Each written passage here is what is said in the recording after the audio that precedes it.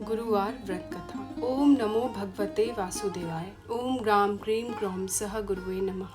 बृहस्पतिवार व्रत की विधि। इस दिन बृहस्पतेश्वर महादेव जी की पूजा होती है। दिन में एक समय ही भोजन करें, पीले वस्त्र धारण करें, पीले पुष्पों को धारण करें। भोजन भी चने की दाल का होना चाहिए, नमक नहीं खाना चाहिए। पीले रंग का फूल, चने की दाल, पीले कपड़े तथा पीले चंदन से पूजा करनी चाहिए। पूजन के पश्चात कथा सुननी चाहिए। इस व्रत को करने से बृहस्पति जी अति प्रसन्न होते हैं तथा धन और विद्या का लाभ होता है। स्त्रियों के लिए यह व्रत अति आवश्यक है। इस व्रत में केले का पूजन होता है। बृहस्पतिवार व्रत कथा। प्राचीन समय की बात है। भारत में एक राजा राज्य करता था। वह बड़ा प्रतापी तथा दानी था। वह नित्य प्रति मंदिर में भगवत दर्शन करने जाता था। वह ब्राह्मण और गुरु की सेवा किया करता था। उसके द्वार से कोई भी याचक निराश होकर नहीं लौटता था। वह प्रत्येक गुरुवार को व्रत रखता एवं पूजा करता था। हर दिन गरीबों की सहायता करता था, परंतु यह सब बातें उसकी रानी को अच्छी नहीं लगती थी। वह न व्रत करती और न किसी को एक भी पैसा दान में देती थी। वह राजा से भी ऐसा करने को मना किया करती थी। एक समय की बात है कि राजा शिकार खेलने वन को चले। घर पर रानी और दासी थी। उस समय गुरु बृहस्पति साधु का रूप धारण कर राजा के दरवाजे पर भिक्षा मांगने आए। साधु ने रानी से भिक्षा मांगी तो वह कहने लगे, हे साधु महाराज, मैं इस दान और पुण्य से तंग आ गई हूँ। इस कार्य के लिए तो मेरे पतिदेव ही बहुत हैं। अब आप ऐसी कृपा करें कि सारा धन नष्ट हो जाए तथा मैं आराम से रह सकूं। साधु रूपी बृहस्पति देव ने कहा, हे देवी, तुम बड़ी विचित्र हो। संतान और धन से कोई दुखी नहीं होता है, इसको सभी चाहते हैं। पापी भी पुत्र और धन की इच्छा करता है। अगर तुम्हारे पास धन अधिक है तो भूखे मनुष्यों को भोजन कराओ, प्याऊ लगवाओ, ब्राह्मणों को दान दो, धर्मशालाएं बनवाओ, कुआं, तालाब, बावड़ी, बाग, बगीचे आदि का निर्माण कराओ तथा निर्धनों की कुंवारी कन्याओं का विवाह कराओ। साथ ही यज्ञ आदि करो। इस प्रकार के कर्मों से आपके कुल का और आपका नाम परलोक में भी सार्थक होगा एवं तुम्हें भी स्वर्ग की प्राप्ति होगी। परंतु रानी साधु की इन बातों से खुश नहीं हुई। उसने कहा, हे साधु महाराज, मुझे ऐसे धन की आवश्यकता नहीं जिसको मैं अन्य लोगों को दान देती फिरूं तथा जिसको रखने और संभालने में ही मेरा सारा समय नष्ट हो जाए। साधु ने कहा, हे देवी, यदि तुम्हारी ऐसी ही इच्छा है तो जैसा मैं तुम्हें बताता हूँ वैसा ही करना। बृहस्पतिवार के दिन घर आंगन को गोबर से लीपना, अपने केशों को पीली मिट्टी से धोना, केशों को धोते समय स्नान करना, राजा से कहना वह हजामत करवाए, भोजन में मांस मदिरा खाना, कपड़े धोबी के यहाँ धुलने देना। इस प्रकार 7 बृहस्पतिवार करने से तुम्हारा सारा धन नष्ट हो जाएगा। यह कहकर साधु महाराज रूपी बृहस्पति देव अंतर्धान हो गए। रानी ने साधु के कहने के अनुसार 7 बृहस्पतिवार तक वैसा ही करने का विचार किया। साधु के बताए अनुसार कार्य करते हुए केवल 3 बृहस्पतिवार ही बीते थे कि उसकी समस्त धन संपत्ति नष्ट हो गई। भोजन के लिए दोनों समय परिवार तरसने लगा तथा सांसारिक भोगों से दुखी रहने लगा। तब राजा रानी से कहने लगा कि हे रानी, तुम यहाँ पर रहो, मैं दूसरे देश को जाता हूँ, क्योंकि यहाँ पर मुझे सभी मनुष्य जानते हैं, इसलिए मैं यहाँ पर कोई काम नहीं कर सकता। मैं अब परदेश जा रहा हूँ, वहाँ कोई काम धंधा करूँगा, शायद हमारे भाग्य बदल जाएं। ऐसा कहकर राजा परदेश चला गया। वह वहाँ जंगल से लकड़ी काट कर लाता और शहर में बेचता। इस तरह जीवन व्यतीत करने लगा। इधर राजा के बिना रानी और दासियां दुखी रहने लगी। किसी दिन भोजन मिलता और किसी दिन जल पीकर ही रह जाती। एक समय रानी और दासियों को 7 दिन बिना भोजन के व्यतीत करने पड़े। तो रानी ने अपनी दासी से कहा, हे दासी, यहाँ पासी के नगर में मेरी बहन रहती है, वह बड़ी धनवान है, तो उसके पास जा और वहाँ से 5 सेर बेझर मांग कर ले आ, जिससे कुछ समय के लिए गुजारा हो जाएगा। दासी रानी की बहन के पास गई। रानी की बहन उस समय पूजा कर रही थी। बृहस्पतिवार का दिन था। दासी ने रानी की बहन से कहा, हे रानी, मुझे आपकी बहन ने भेजा है, मुझे 5 सेर भेजर दे दो। दासी ने यह बात अनेक बार कही, परंतु रानी की बहन ने कोई उत्तर नहीं दिया, क्योंकि वह उस समय बृहस्पतिवार की कथा सुन रही थी। जब दासी को रानी की बहन से कोई उत्तर नहीं मिला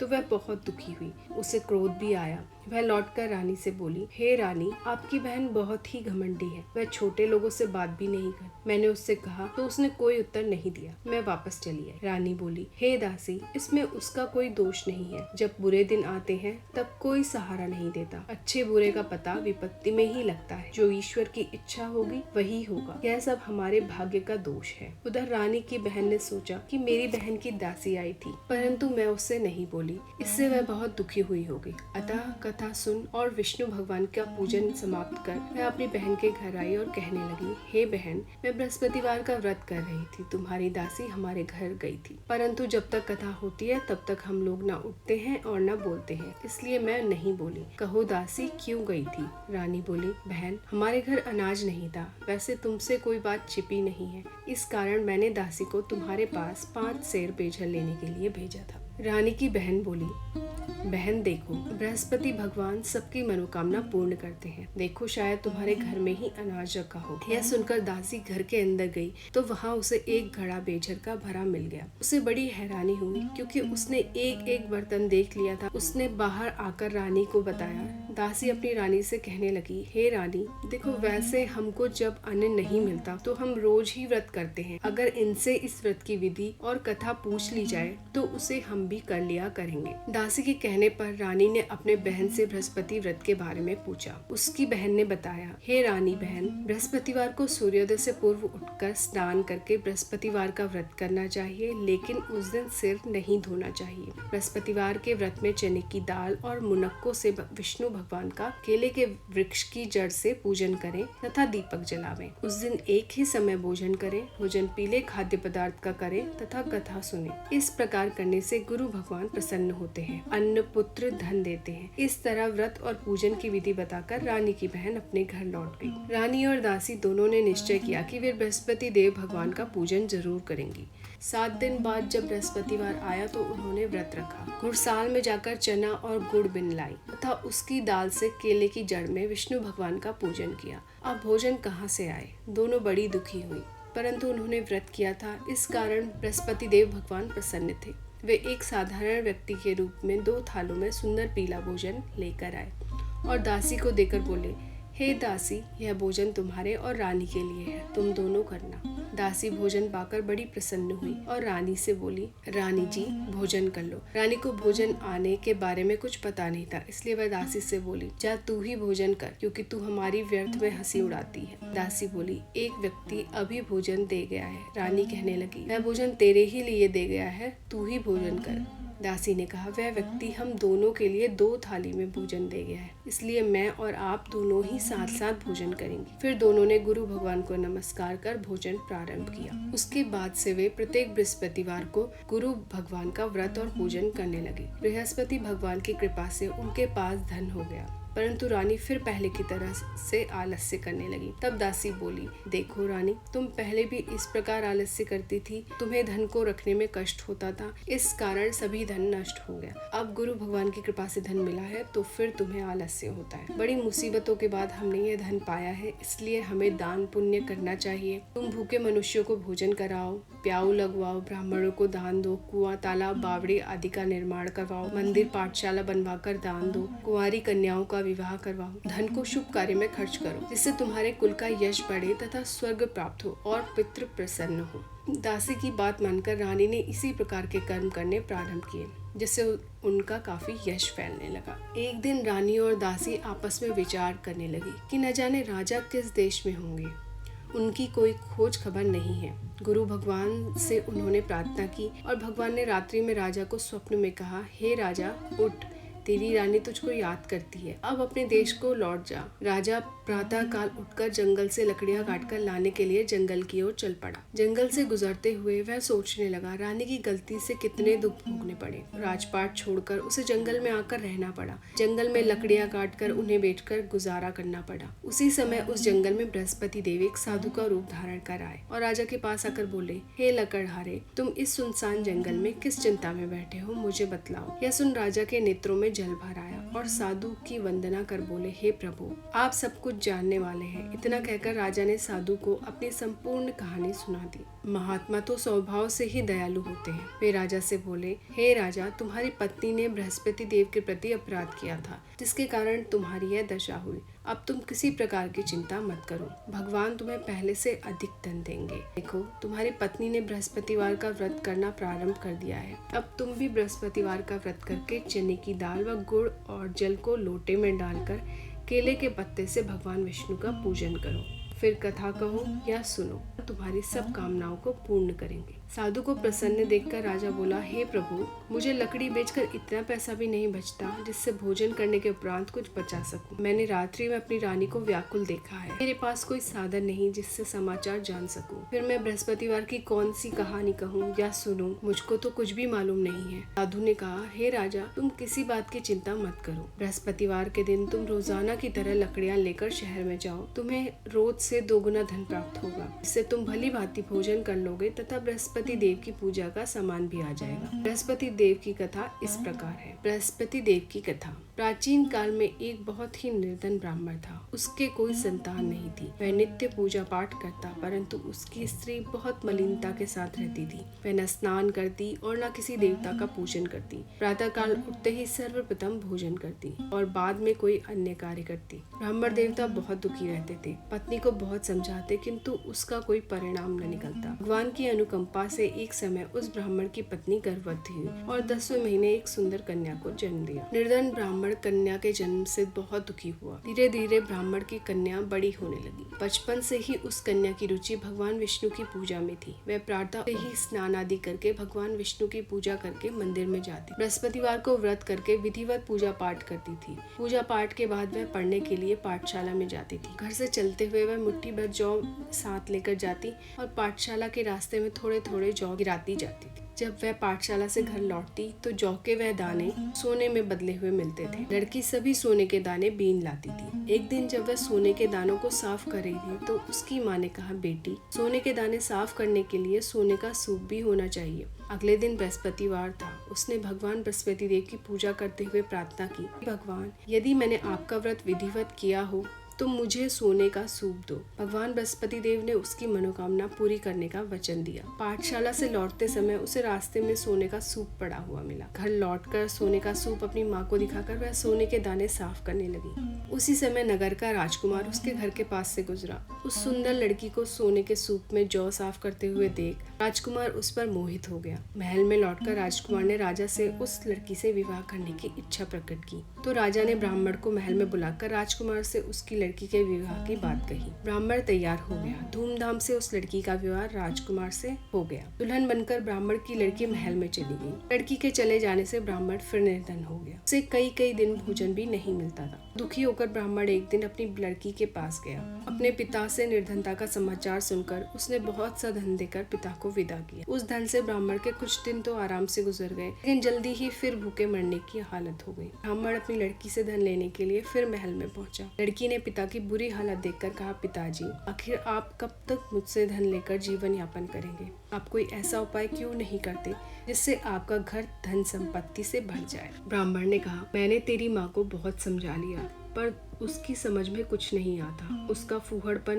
नष्ट हो तो घर की निर्धनता भी दूर हो जाए। तब कुछ सोचकर लड़की ने पिता से कहा, पिताजी, आप कुछ दिनों के लिए माँ को मेरे पास छोड़ जाओ। तब कुछ सोचकर ब्राह्मण पत्नी को लड़की के पास महल में छोड़ आए। लड़की ने अपनी माँ से कहा, माँ, तुम कल प्रातः उठकर स्नान आदि करके भगवान बृहस्पति देव की पूजा अवश्य करना। पूजा करने से तुम्हारी निर्धनता अवश्य दूर हो जाएगी। लेकिन उसकी माँ ने उसकी बात नहीं मानी। तब क्रोधित होकर लड़की ने अपनी माँ को एक कक्ष में बंद कर दिया। सूर्योदय के समय माँ को उठाकर जबरदस्ती उसे स्नान कराया और फिर मंदिर में ले जाकर भगवान बृहस्पति देव की पूजा कराई। कुछ दिनों तक ऐसा करने से माँ की बुद्धि में परिवर्तन हुआ और वह स्वयं बृहस्पतिवार का व्रत रखने लगी। उसके व्रत रखने से ब्राह्मण के घर में भगवान विष्णु की अनुकंपा से धन की वर्षा होने लगी। दोनों पति पत्नी धन संपत्ति पाकर आनंद पूर्वक जीवन यापन करते हुए विष्णु धाम को चले गए। लकड़हारा बने राजा ने उन साधु से भगवान बृहस्पति देव की यह कथा सुनकर बृहस्पतिवार का व्रत करके भगवान विष्णु की पूजा की। उस दिन से उसके सभी क्लेश दूर हो गए। लेकिन अगले बृहस्पतिवार को कामकाज में अधिक व्यस्त रहने के कारण उसने भगवान बृहस्पति देव का व्रत नहीं किया। भगवान बृहस्पति देव लकड़हारे से क्रोधित हो गए और उसे भूल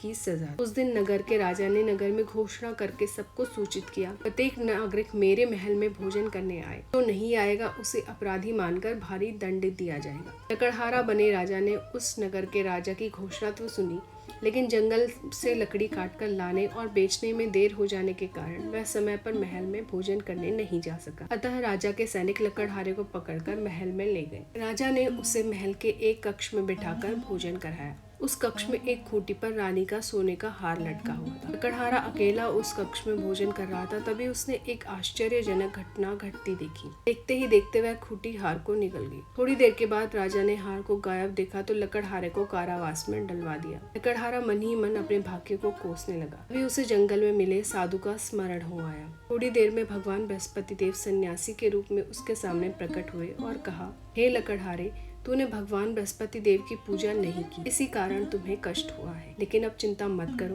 बृहस्पतिवार के दिन कारागार के दरवाजे पर तुम्हें कुछ पैसे पड़े हुए मिलेंगे। उन पैसों से भगवान बृहस्पति देव का व्रत करके उनकी पूजा करोगे तो तुम्हारे सब दुख नष्ट हो जाएंगे। बृहस्पतिवार के दिन दरवाजे पर पड़े मिले पैसों से चने और गुड़ मंगाकर लकड़हारे ने बृहस्पतिवार की कथा कही तो भगवान बृहस्पति देव ने प्रसन्न होकर उस नगर के राजा को स्वप्न में लकड़हारे को कारागार से मुक्त कराने को कहा। सुबह राजा ने अपने कक्ष में आकर देखा तो खूंटी पर रानी का हार टंगा हुआ था। राजा ने लकड़हारे को मुक्त कर दिया और उसे धन और आभूषण देकर विदा किया। लकड़हारा बना राजा उस नगर से चलकर अपने नगर में पहुंचा तो उस नगर में कुएं, धर्मशाला, बाग बगीचे देखकर बहुत प्रसन्न हुआ। राजा ने किसी से पूछा, ये कुएं, धर्मशालाएं किसने बनवाई है? सबने उसे बताया कि ये सब रानी और उसकी दासी ने बनवाए हैं। राजा महल में पहुंचा तो रानी ने उसका भव्य स्वागत किया। तब राजा ने निश्चय किया कि सप्ताह में एक बार तो सभी बृहस्पति देव का व्रत तथा पूजन करते हैं, परंतु मैं प्रतिदिन व्रत किया करूंगा तथा दिन में 3 बार कथा कहा करूंगा। अब राजा हर समय दुशाले में चने की दाल बांधे रहता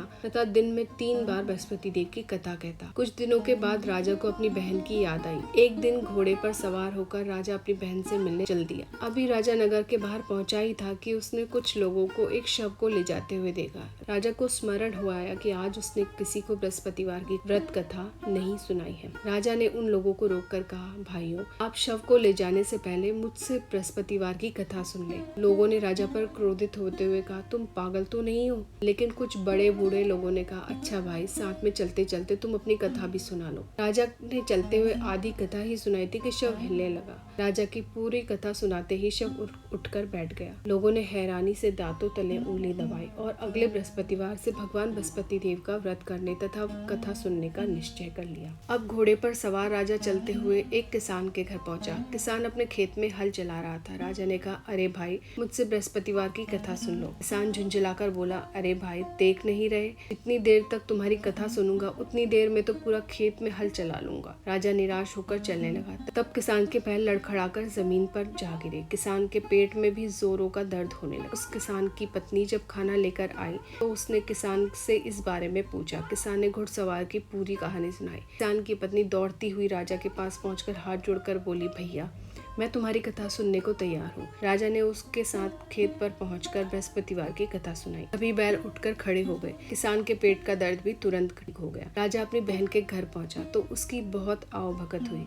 अगले दिन सुबह उठकर राजा ने कहा, घर के सभी लोग भोजन कर रहे हैं। किसी भूखे को बृहस्पतिवार की कथा सुनाए बिना राजा भोजन नहीं करता था। उसने बहन से कहा, बहन, क्या घर में कोई ऐसा व्यक्ति है जिसने अभी तक भोजन न किया हो? उसकी बहन बोली, भैया, हमारे घर में तो क्या, आपको पूरे नगर में कोई ऐसा व्यक्ति नहीं मिलेगा जिसने सुबह सुबह भोजन नहीं किया हो। तब राजा ने बहन के घर से निकलकर उस नगर में बिना भोजन किए व्यक्ति की तलाश की। एक गड्डरिये के घर में उसका बेटा बीमार होने के कारण भूखा रह गया था। राजा ने उसको जाकर बृहस्पतिवार की कथा सुनाई। कथा सुनते सुनते गड्डरिये का बीमार बेटा बिल्कुल ठीक हो गया। सबने राजा की बहुत प्रशंसा की। एक दिन राजा ने अपनी बहन से कहा, बहन, अब हम अपने घर जाना चाहते हैं, तुम भी हमारे साथ चलो, कुछ दिन वहाँ रहकर लौट आना।